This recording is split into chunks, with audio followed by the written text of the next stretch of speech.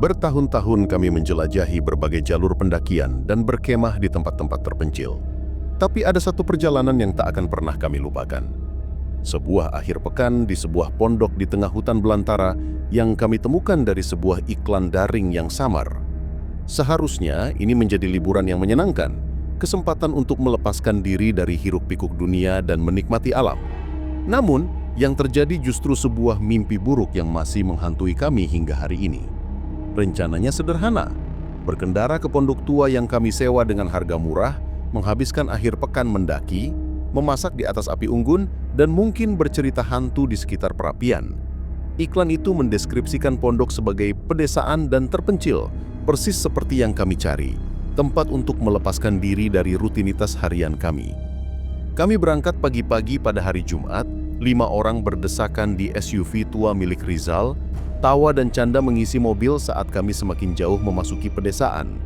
Jalan berkelok melewati kota-kota kecil dan lahan pertanian, lalu menyempit saat kami memasuki hutan. Saat kami tiba di pondok, matahari mulai terbenam, menciptakan bayangan panjang di area terbuka tempat pondok itu berdiri. Itu adalah bangunan tua, lapuk dengan cat yang mengelupas dan teras yang melengkung. Jendela-jendela gelap dan seluruh tempat itu memiliki aura terbengkalai, seolah-olah tidak ada pengunjung selama bertahun-tahun. Saya ingat merasakan getaran dingin menjalar di punggung saya saat saya keluar dari mobil, meskipun saya segera mengabaikannya sebagai reaksi terhadap penurunan suhu yang tiba-tiba. Terlihat nyaman, canda Rizal, meskipun saya bisa mendengar keraguan dalam suaranya. Kami semua tertawa, tapi itu adalah tawa gugup, jenis tawa yang digunakan untuk menutupi kegelisahan. Ada sesuatu tentang pondok itu yang terasa aneh, tapi tak satu pun dari kami ingin menjadi orang yang mundur. Bagian dalam pondok sama usangnya dengan bagian luar. Perabotan berdebu, lantai yang berderit, dan bau apak yang memenuhi udara. Dapurnya kecil, dengan peralatan usang dan wastafel yang terlihat tidak pernah digunakan selama bertahun-tahun. Ruang tamu memiliki beberapa kursi tua yang tidak serasi dan sofa usang, semuanya menghadap perapian batu yang mendominasi salah satu dinding. Tangga kayu mengarah ke loteng, tempat terdapat beberapa kamar tidur kecil. Saat kami membongkar barang, saya tidak bisa menghilangkan perasaan bahwa kami mengganggu, seolah-olah kami tidak seharusnya berada di sana. Kami menghabiskan malam pertama mencoba menenangkan diri. Rizal dan saya menyalakan api di perapian, sementara yang lain membongkar barang dan menyiapkan dapur. Kami membuat hotdog dan kacang-kacangan untuk makan malam, jenis makanan yang terasa lebih enak saat Anda berada di hutan. Kami makan di sekitar perapian, nyala api yang berderak menjadi satu-satunya suara di pondok. Percakapan ringan, tapi ada ketegangan mendasar yang tak satu pun dari kami ingin akui.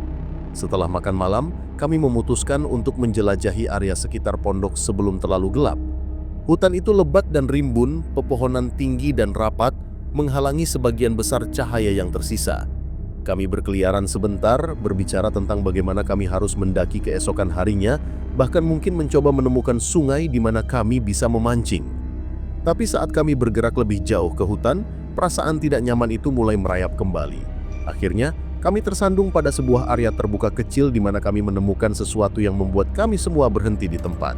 Sekelompok batu nisan tua yang setengah terkubur di tanah, prasasti mereka aus oleh waktu. Tidak ada tanda-tanda bangunan atau jalan di dekatnya, hanya kuburan-kuburan yang terlupakan di tengah hutan. Sangat tidak menyenangkan, tapi kami mencoba menertawakannya.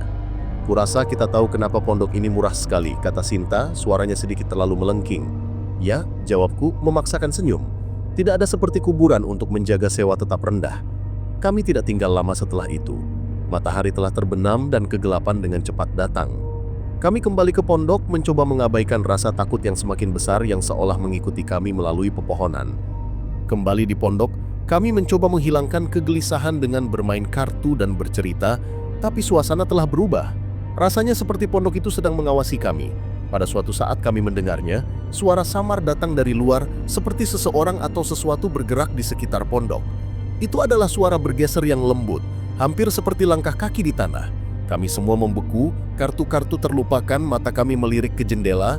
Apa kalian dengar itu? Bisikku, jantungku berdebar kencang. Fajar mengangguk, wajahnya pucat dalam cahaya api. Ya, mungkin hanya hewan. Tak satu pun dari kami percaya itu. Suara itu terlalu disengaja, terlalu lambat untuk menjadi hewan. Itu mengitari pondok secara metodis, berhenti sesekali, lalu melanjutkan. Kesunyian di dalam mencekik, hanya dipecahkan oleh suara api yang berderak dan napas panik kami sendiri. "Mungkin kita harus memeriksanya," saran Bagas, meskipun suaranya kurang meyakinkan. "Tidak mungkin," Sinta membantah. "Kita harus tetap di dalam. Apapun itu akan pergi." Tapi suara itu tidak pergi, itu terus berlanjut, mengitari pondok secara metodis menjadi semakin jelas. Seolah-olah siapapun atau apapun yang ada di luar ingin kami tahu itu ada di sana, ingin kami takut. Saya meraih senter dan berdiri. "Aku akan lihat ada apa," kataku tercoba terdengar lebih berani dari yang saya rasakan. Rizal mencaci saya dan bersama-sama kami mendekati pintu depan. Yang lain tetap di dekat perapian, wajah mereka tegang karena ketakutan. Udara di dalam pondok sangat tegang. Satu-satunya suara adalah langkah kaki yang tak henti-hentinya di luar. Kami membuka pintu perlahan, engselnya bercerit. Udara dingin malam menerpa kami seperti dinding dan kegelapan di luar tampak tak tertembus. Saya menyapu senter ke sekeliling, sinarnya menyapu pepohonan, teras, jalan tanah yang menuju ke hutan, tapi tidak ada apa-apa. Tidak ada tanda-tanda siapapun atau apapun. Rizal dan saya saling bertukar pandangan gugup, lalu melangkah keluar, kerikil berkericik di bawah kaki kami. Suara itu telah berhenti, tapi kesunyian bahkan lebih mengganggu. Kami berjalan di sekitar pondok, senter kami menciptakan bayang-bayang panjang yang menyeramkan. Tapi tidak ada apa-apa di sana. Tidak ada tanda jejak kaki, tidak ada tanda-tanda gangguan. Hanya kegelapan hutan yang tak berujung. Kami kembali ke dalam, mencoba meyakinkan diri bahwa itu bukan apa-apa, hanya imajinasi kami yang memainkan kami. Tapi jauh di dalam hati kami tahu ada sesuatu yang salah. Suasana di pondok telah bergeser, udara tebal dengan ketakutan yang tak terucap. Kami sementara bersama di atas perapian, mencoba bersikap normal tapi ketegangan tak tertahankan. Akhirnya kami memutuskan untuk tidur, berharap tidur akan menghilangkan kegelisahan. Kami semua bersepakat untuk tidur di ruang tamu, tidak ingin sendirian di kamar tidur kecil dan gelap di lantai atas. Kami menyiapkan kantong tidur kami di sekitar perapian, nyala api yang berkedap-kedip menjadi satu-satunya cahaya di ruangan itu. Tapi tidur tidak datang dengan mudah. Saya berbaring di sana, mendengarkan derit dan eruman pondok tua. Setiap suara kecil membuat jantung saya berdebar kencang. Pikiran saya menciptakan bayang-bayang yang bergerak tepat di luar cahaya api. Saya tahu yang lain juga terjaga, napas mereka cepat dan dangkal, tubuh mereka tegang. Tapi ketika saya mulai terlelap, saya mendengarnya lagi. Suara langkah kaki, kali ini kami datang dari atas kami, di loteng. Suara itu tak salah lagi, langkah kaki yang lambat, disengaja bergerak di lantai kayu di atas kami. Jantung saya berhenti, napas saya tertahan di tenggorokan. Saya melirik Rizal yang matanya terbelalak, menatap langit-langit. "Ada seseorang di atas sana," bisiknya, suaranya hampir tidak terdengar. Saya tidak menjawab, terlalu takut untuk berbicara. Langkah kaki itu terus berlanjut, mondar-mandir seolah-olah siapapun yang ada di atas sana sedang mencari sesuatu. Papan lantai berderit di bawah bebannya, suara itu keras dalam kesunyian malam. Kami lumpuh karena ketakutan, terlalu takut untuk bergerak, terlalu takut bahkan untuk bernapas. Langkah kaki bergerak ke puncak tangga, lalu berhenti sejenak. Tidak ada apa-apa, hanya suara api yang berderak dan napas panik kami sendiri. Kemudian perlahan, langkah kaki mulai menuruni tangga. Saya tidak tahu apa yang merasuki saya, tapi pada saat itu saya tahu kami harus pergi. Saya melompat berdiri, jantung saya berdebar kencang, dan meraih senter. "Kita harus pergi sekarang," kataku, suaraku bergetar. Yang lain tidak perlu menjadi pemberani. Kami berebut mengumpulkan barang-barang kami, gerakan kami panik dan tidak terkoordinasi. Langkah kaki terus menuruni tangga, semakin dekat dengan setiap detik. Kami tidak menunggu untuk melihat siapa atau apa yang datang. Kami berlari ke mobil, membenturkan pintu di belakang kami. Mesin meraung dan kami bergegas melaju di jalan kerikil, pondok menghilang ke dalam kegelapan di belakang kami.